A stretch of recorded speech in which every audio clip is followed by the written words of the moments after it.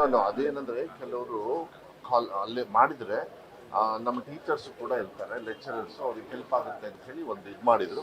ಅದನ್ನು ಆರ್ಡರ್ ಮಾಡಿರ್ಬೇಕು ನಮ್ಗೆ ಗೊತ್ತಿಲ್ಲ. ನಾನು ಹೇಳಿದೆ ಅದನ್ನ ತೀರ್ಮಾನ ಮಾಡ್ಕೊಂಡು ಮಾಡಿ. ಸೈಟ್ ಆರ್ಡರ್ಸು ಇಲಾಖೆಲ್ಲ ಮಾಡ್ತಾರೆ. ಈಗ ನಾನು ಗ್ರೂಪ್ ಸ್ಟಡೀಸ್ ಮಾಡ್ತೀನಿ, ಏನೋ ಸಡನ್ನಾಗಿ ಹೆಲ್ಪ್ ಬೇಕು, ಆವಾಗ ನಿಮಗೆ ಟೀಚರ್ಸ್ ಅವೈಲಬಿಲಿಟಿ ಇರ್ತಾರೆ. ಆ ನಿಟ್ಟಿನ ಮೇಲೆ ಮಾಡಿದ್ದಾರೆ. ಇದೊಂದು ಸತಿ ಸುಮ್ಮನೆ ಜನರಲ್ಲಾಗಿ ಚರ್ಚೆ ಮಾಡಿದ್ರು.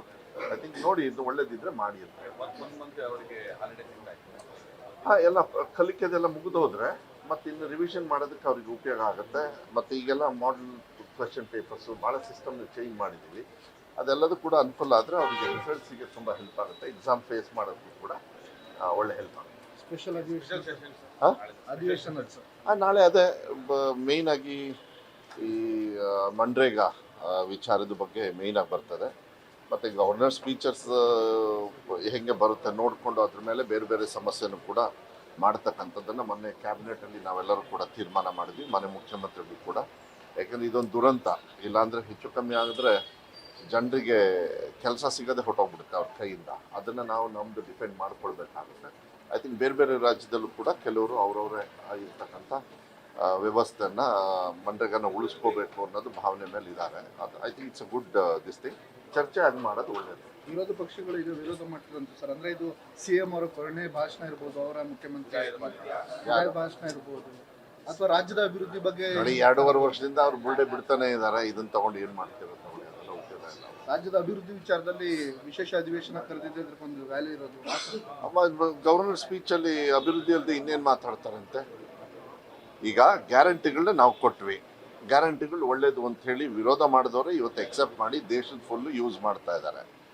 ಈಗ ಮನ್ರೇಗಾನು ಕೂಡ ಇಡೀ ದೇಶದಲ್ಲಿ ಯಾರ್ಯಾರಿಗೆ ಕೆಲಸ ಇರಲಿಲ್ಲ, ನಿಜವಾಗ್ಲೂ ಕೆಲಸ ಕೊಟ್ಟವ್ರು ಯಾರು ಅಂತ ಹೇಳಿದರೆ ಭಾಷಣ ಮಾಡ್ಕೊಂಡು BJPಯವರು ಬುಳ್ಳೆ ಬಿಟ್ಟರೆ ಹೊರತು 2 ಕೋಟಿ ಜನರಿಗೆ ಕೆಲಸ ಕೊಡ್ತೀವಿ ಅಂತ.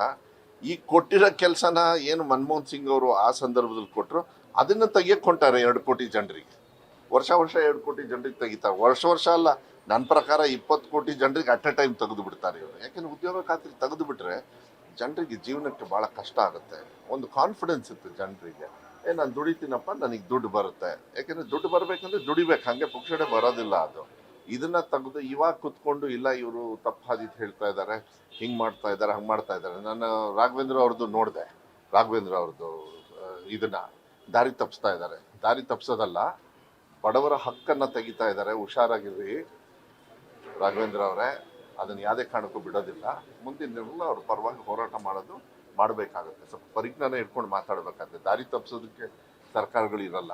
ಕಾನೂನು ಅವತ್ತು ಮಾಡಿರೋದು ತಲೆ ಕೆಟ್ಟು ಮಾಡಿರೋಲ್ಲ. ಜನರಿಗೆ ಸಹಕಾರ ಆಗಬೇಕು ಅಂತ ಹೇಳಿ ನನಗೆ ಗೊತ್ತಿರೋ ಪ್ರಕಾರ ರಾಹುಲ್ ಗಾಂಧಿಯವರು ಒಂದು ಸ್ವಲ್ಪ ಮತ್ತು ಸೋನಿಯಾ ಗಾಂಧಿಯವರು ಆ ಸಂದರ್ಭದಲ್ಲಿ ನಮ್ಮ ಸರ್ಕಾರ ಇರಬೇಕಾದ್ರೆ ಇದನ್ನು ಮಾಡಬೇಕು, ಸಾಲ ಮನ್ನಾ ಮಾಡಬೇಕು. ಇವ್ರಿಗೇನಂದ್ರೆ BJPಯವರಿಗೆ 2 ವಿಚಾರ. ಬಡವರು ದುಡಿತಾರೆ, ಅವರು ಆರಾಮಾಗಿರ್ತಾರೆ ಅಂದ ತಕ್ಷಣ ಇವರಿಗೆ ಹೊಟ್ಟೆ ಕಿಚ್ಚು.